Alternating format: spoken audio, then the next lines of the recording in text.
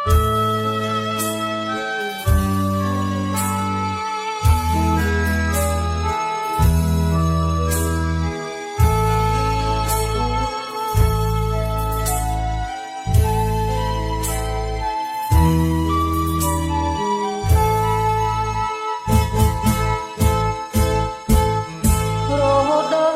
រងរាំងដីប្រឹងក្រហាយភ្នំពួងបាច់សាយគងកុក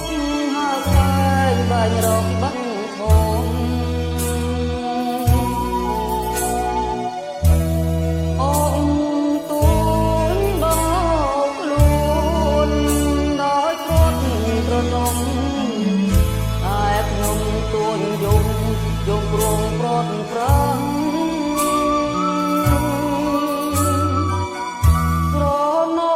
គ្រាដើមធ្លាប់រួមជួបជុំនាំគ្នាធ្វើបុណ្យស្ដាប់លោកកោតមន្តក៏សាងសិលទាន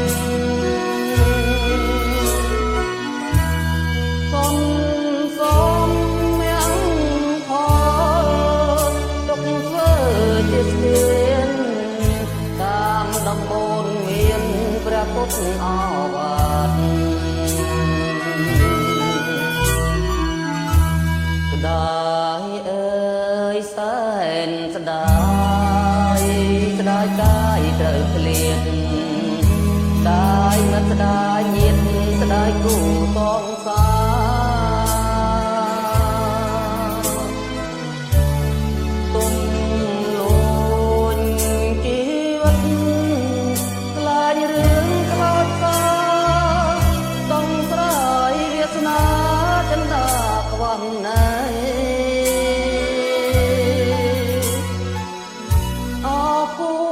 កំណត់បង្កើតរូបខ្ញុំ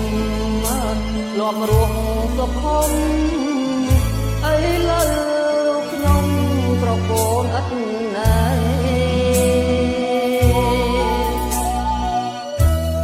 លើកហាត់បួងសួងព្រះរតនត្រ័យសូមលោកប្រណីជួយដកទុំផង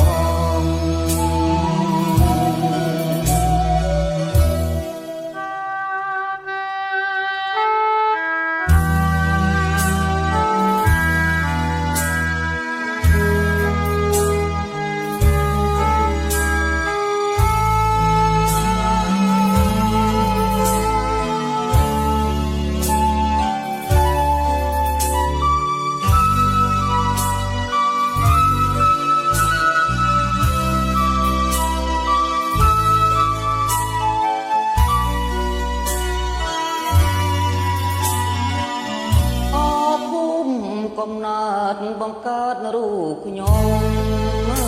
លំរងសុខុមអីលើរូបខ្ញុំប្រកូនអត់